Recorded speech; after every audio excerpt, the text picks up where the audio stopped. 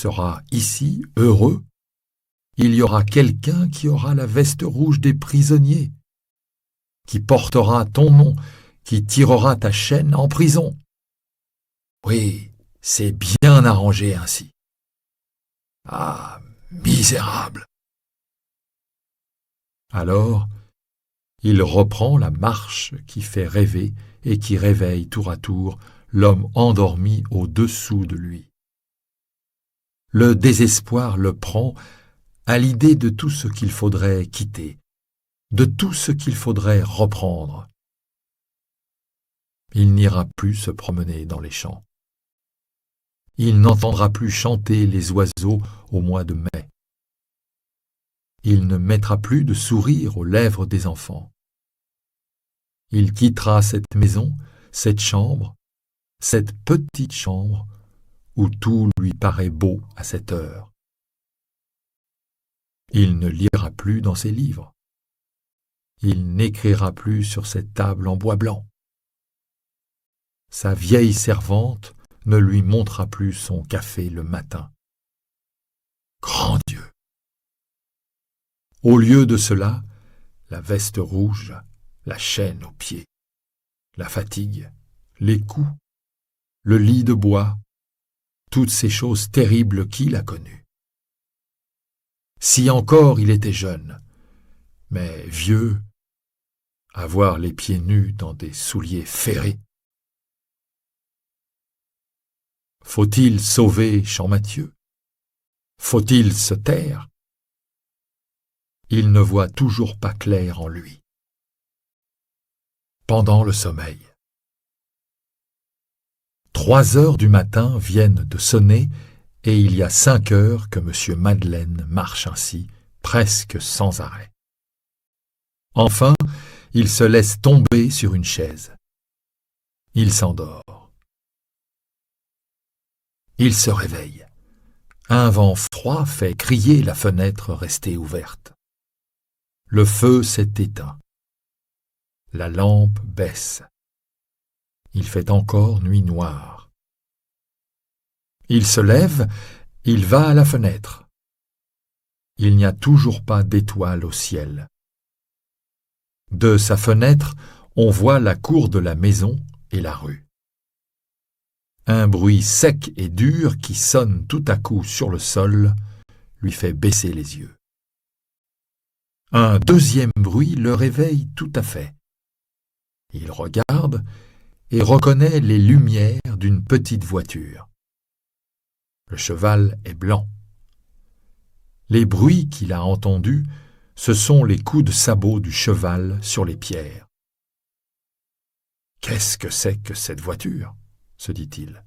« Qui est-ce qui vient si tôt ?» À ce moment, on frappe un petit coup à la porte de sa chambre.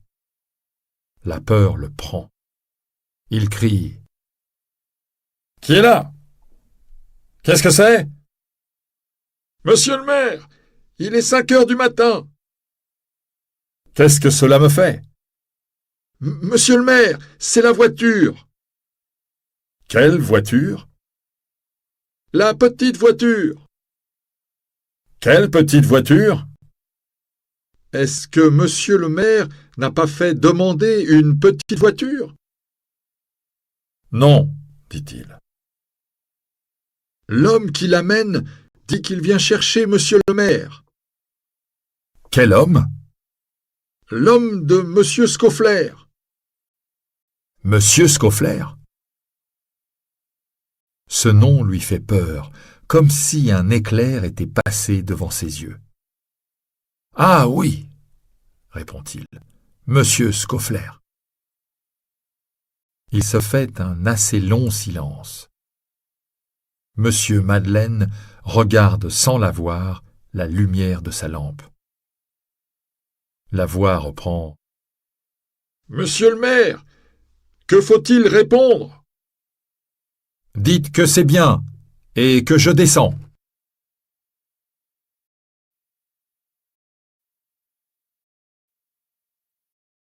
Chapitre 7.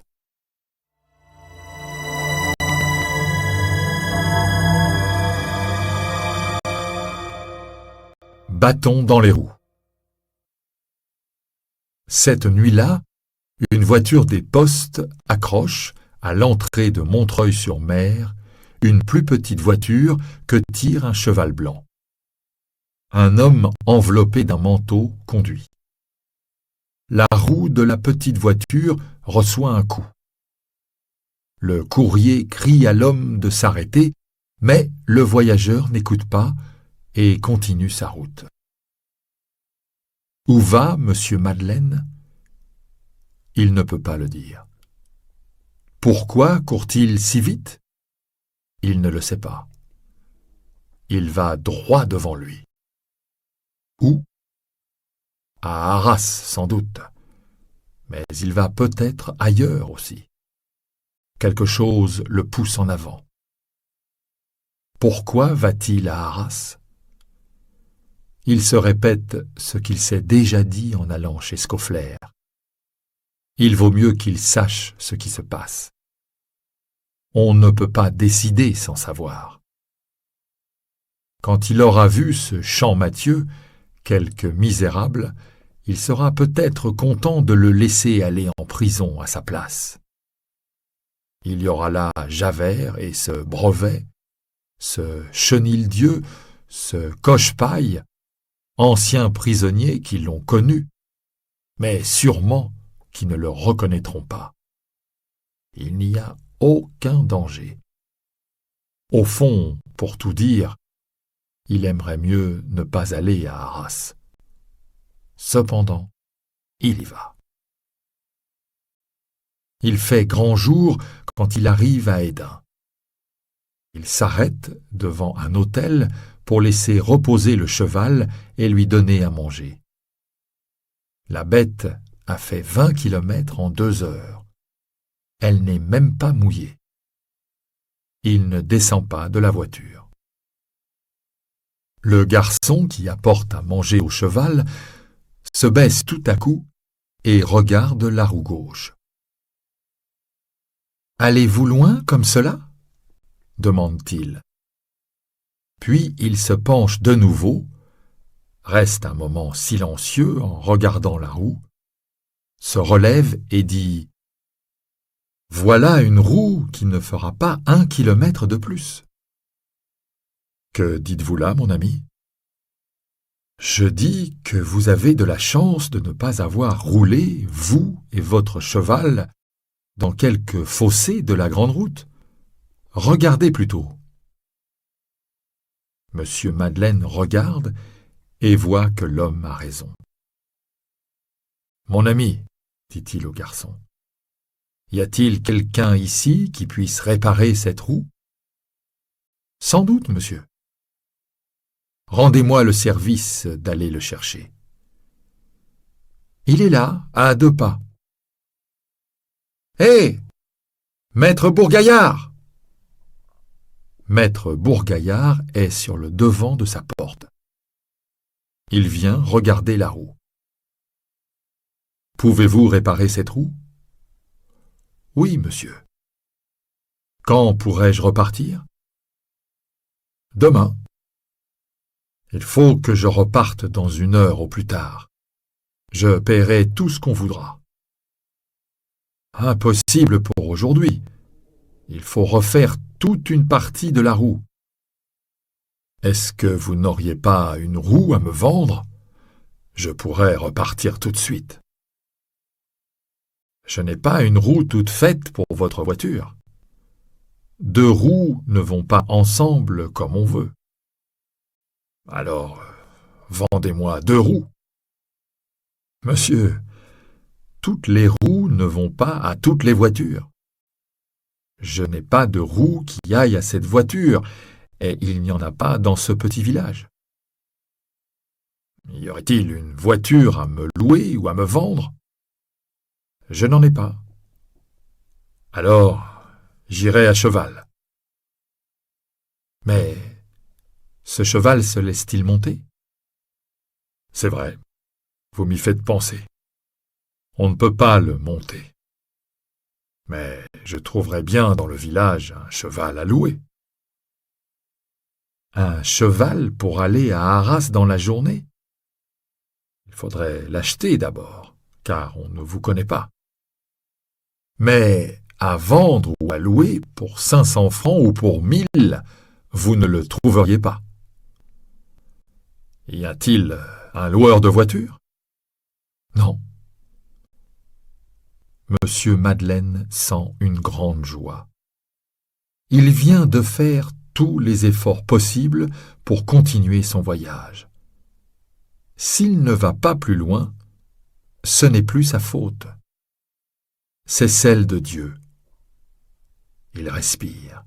Il respire librement et à pleine poitrine pour la première fois depuis que Javert est venu lui parler. Si Monsieur Madeleine avait parlé dans la cour de l'hôtel, les choses en seraient restées là. Mais à l'entrée d'un hôtel dans une rue, il y a toujours des gens qui écoutent. Une vieille femme lui dit « Monsieur, vous voulez louer une voiture ?» « Oui. » Et il ajoute rapidement « Mais il n'y en a pas dans le pays. »« Si, » dit la vieille, « chez moi. » La vieille a en effet une sorte de très vieille voiture, mais cette voiture roule sur 2 roues et peut aller à Arras. Monsieur Madeleine paie ce qu'on veut, monte et reprend la route qu'il suit depuis le matin. Il a perdu beaucoup de temps à Hesdin. Le petit cheval est courageux et tire comme 2. Mais on est au mois de février. Il a plu, les routes sont mauvaises. Et puis, ce n'est plus la légère voiture de Scaufflaire. Il faut plus de 4 heures pour aller d'Hesdin à Saint-Paul. 4 heures pour 20 kilomètres. À Saint-Paul, il s'arrête au premier hôtel venu et fait donner à manger au cheval. 1 heure après, il quitte Saint-Paul. Il ne s'arrête pas à Tinques. Mais comme il en sort, un ouvrier qui empierre la route lève la tête, regarde le cheval et dit « Vous ne savez donc pas que la route est en réparation?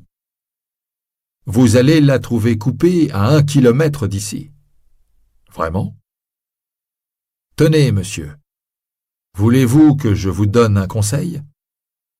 Votre cheval est fatigué. Rentrez dans Tinques. Il y a un bon hôtel. Couchez-y, vous irez demain à Arras. Il faut que j'y sois ce soir. Alors, allez tout de même à cet hôtel. Prenez un autre cheval et faites-vous montrer le chemin. Il suit le conseil qui lui est donné, va à l'hôtel et 1 demi-heure après, repart avec un 2e cheval.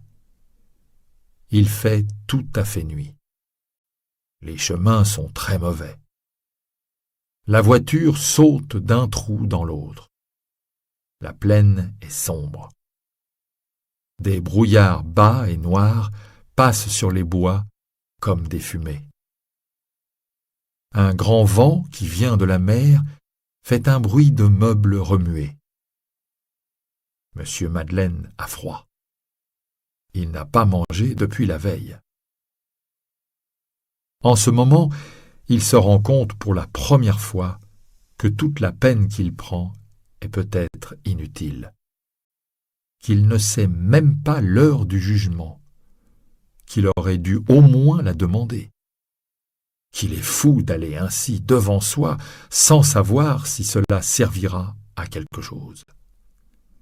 Les tribunaux ouvrent d'habitude à 9 heures du matin.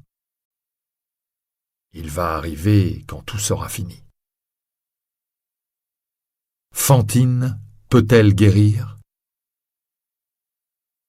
À l'hôpital, Fantine parle à la sœur. Elle dit « Ma bonne sœur, voyez-vous, je suis très contente. Monsieur Madeleine est bon.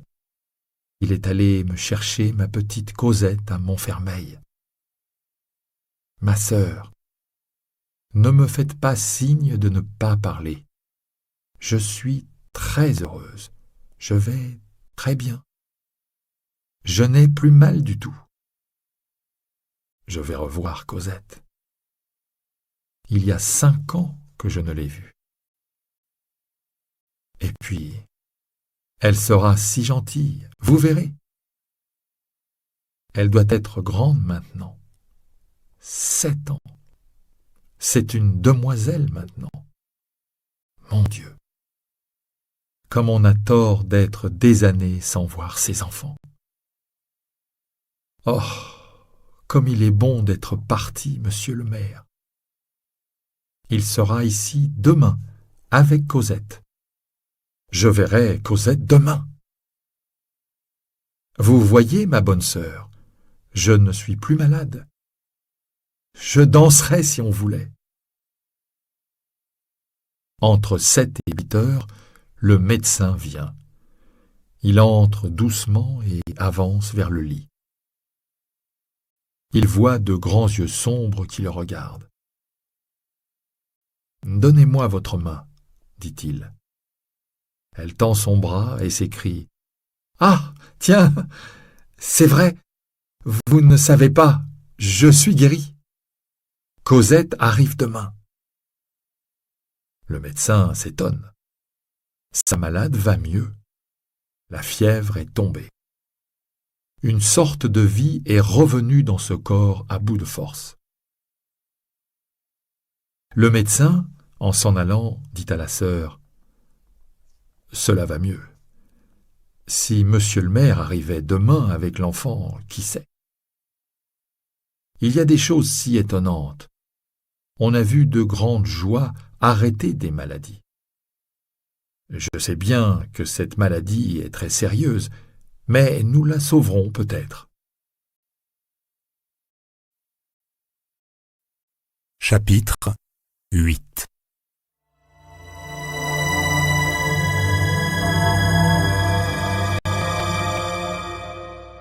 Le voyageur arrive et repart. Il est près de 8 heures du soir quand la voiture que nous avons laissée en route entre sous la porte de l'hôtel à Arras. L'homme que nous avons suivi jusqu'à ce moment descend. Il a mis 14 heures pour arriver au lieu de 8 heures. Ce n'est pas de sa faute. Il est content. Il sort de l'hôtel et marche dans la ville. Il ne connaît pas Arras. Les rues sont noires. Il va droit devant lui. Un homme avance, une lampe à la main. Il décide de lui parler. « Monsieur, dit-il, le tribunal, s'il vous plaît. »« Vous n'êtes pas de la ville, monsieur, répond l'homme. »« Eh bien, suivez-moi. Je vais moi-même de ce côté. » Chemin faisant, l'homme dit « Monsieur arrive bien tard. D'habitude, tout est fini à 6 heures. » Cependant, comme ils entrent sur la grande place, ils montrent 4 longues fenêtres éclairées. « Ah, ça, monsieur, vous arrivez à temps. Vous avez du bonheur. Voyez-vous ces 4 fenêtres ? C'est là que se tiennent les juges. Il y a de la lumière. Donc, ce n'est pas fini. Tenez, monsieur, voici la porte. Montez le grand escalier. » C'est ce qu'il fait, et quelques minutes après, il est dans une grande salle où il y a beaucoup de monde, et où, par groupe, des gens, mêlés à des avocats en robe, parlent à voix basse. Cette salle est éclairée d'une seule lampe. Une porte la sépare de la grande chambre où se rend la justice. Il se mêle à un groupe et il écoute ce qu'on dit. Il y a de nombreuses affaires à juger. Le président veut en finir aujourd'hui avec les 2 premières. La première est jugée. Maintenant passe la 2e, celle d'un vieux. Il a volé des pommes, croit-on, et ce qui est sûr, c'est qu'il a déjà été à la prison de Toulon. Il y a encore à entendre les avocats. Cela ne devrait pas finir avant minuit.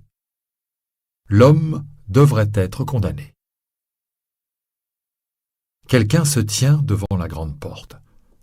Monsieur Madeleine lui demande « Monsieur, la porte va-t-elle bientôt s'ouvrir ?»« Elle ne s'ouvrira pas, » lui répond-on. « Comment ? La salle est pleine. »« Quoi ? Il n'y a plus une place. »« Il y a bien encore 2 ou 3 places derrière Monsieur le Président, mais pour des gens importants. » Cela dit, on lui tourne le dos. Il se retire, il traverse la salle et redescend l'escalier lentement. Il tient conseil avec lui-même. Il ne sait toujours que faire. Il s'arrête, ouvre son manteau, en tire un crayon, déchire une feuille et écrit rapidement « Monsieur Madeleine, maire de Montreuil-sur-Mer ». Puis il remonte l'escalier à grands pas, marche droit vers la porte de la 2e salle, remet le papier à l'homme qui la garde et lui dit « Portez ce papier à Monsieur le Président ». L'homme prend le papier, y jette un coup d'œil et obéit. Entrée de Monsieur Madeleine. Monsieur Madeleine est connu de très loin.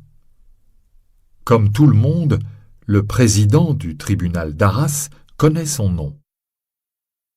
Quand on lui remet la feuille de papier où est écrit la ligne qu'on vient de lire, en ajoutant « Ce monsieur voudrait entrer », il prend une plume, écrit quelques mots au bas du papier et le rend à l'homme qui l'a apporté en lui disant « Faites entrer ». Notre malheureux monsieur Madeleine est resté près de la porte, à la place même où l'homme l'a quitté. Il entend, à travers sa rêverie, quelqu'un qui lui dit « Monsieur veut-il bien me suivre ?» C'est la même personne qui lui a tourné le dos le moment d'avant et qui maintenant le salue jusqu'à terre. Sur le papier qui lui est donné, monsieur Madeleine lit « Le président sera heureux que monsieur Madeleine entre ». Il écrase le papier entre ses mains et suit l'homme. On le laisse dans une petite pièce éclairée par 2 lampes. Il a encore dans l'oreille les paroles de l'homme qui vient de le quitter. « Monsieur, vous voici dans la chambre des juges. Tournez le bouton de cette porte et vous vous trouverez derrière Monsieur le Président. » Il ne le peut pas. Il est dans l'endroit même où on va condamner. Il regarde cette chambre où on a jugé tant de gens, où son nom va être dit tout à l'heure et qu'il traverse en ce moment. Il n'a pas mangé depuis plus de 24 heures. Il est fatigué par la voiture, mais il ne le sent pas. Il pense à Fantine et à Cosette. Tout en rêvant, il se retourne et ses yeux rencontrent le bouton de la porte. Il a presque oublié cette porte. Son regard s'y arrête, reste attaché à ce bouton, puis la peur le prend. Il ressort. Il s'arrête et écoute encore. C'est toujours le même silence et la même ombre autour de lui. Il pose la main sur un mur. La pierre est froide. Lui-même a froid. Alors là, seul, debout, dans l'ombre, dans le froid, il pense. Il a pensé toute la nuit. Il a pensé toute la journée. Il n'entend plus en lui qu'une voix qui dit « Malheureusement ». Un quart d'heure passe ainsi. Enfin, il penche la tête, laisse pendre ses bras et revient sur ses pas. Il va lentement. Il semble que quelqu'un l'a blessé et le ramène. Il rentre dans la chambre des juges. La première chose qu'il aperçoit, c'est le bouton de la porte. Ses yeux ne peuvent le quitter. Tout à coup, sans qu'il sache comment, il se trouve près de la porte. Il prend le bouton. La porte s'ouvre. Il est dans la salle. Derrière le président. Il fait d'un pas, referme sans y faire attention la porte derrière lui et reste debout. Il voit une grande salle triste. À un bout de la salle, celui où il se trouve, des juges portant des robes usées ont l'air de penser à autre chose ou ferment les yeux. À l'autre bout, il y a des gens mal habillés, des avocats qui remuent, des soldats au visage dur, un plafond sale, des tables couvertes d'un drap jauni, des portes noircies par les mains, de mauvaises lampes qui fument. Personne ne fait attention à lui. Tous les regards sont tendus vers un seul point, un banc de bois contre une petite porte, le long du mur à gauche du président. Sur ce banc, mal éclairé, un homme est assis entre deux gendarmes. Il croit se voir lui-même, vieilli, non pas sans doute pareil de visage, mais tout pareil de corps, avec quelque chose de dur dans les yeux. Au bruit de la porte, on se range pour lui faire place. Le président tourne la tête. Il comprend que la personne qui vient d'entrer est monsieur le maire de Montreuil-sur-Mer. Il le salue. L'avocat du ministère, qui a rencontré monsieur Madeleine à Montreuil-sur-Mer, où il a été plus d'une fois, le reconnaît et salue aussi. Lui s'en aperçoit à peine. Il regarde. Des juges, un homme qui écrit, des gendarmes, beaucoup de têtes curieuses. Il a déjà vu cela une fois, autrefois, il y a 27 ans. Ces choses qui portent le malheur, il les retrouve. Elles sont là. Ce sont de vrais gendarmes et de vrais juges, de vrais hommes. Il voit reparaître et revivre autour de lui, terrible, son passé. Il ferme les yeux et s'écrie au plus profond de son âme: jamais! Une chaise est derrière lui. Il s'y laisse tomber. Quand il est assis, un tas de livres et de papiers qui est sur le bureau des juges cache son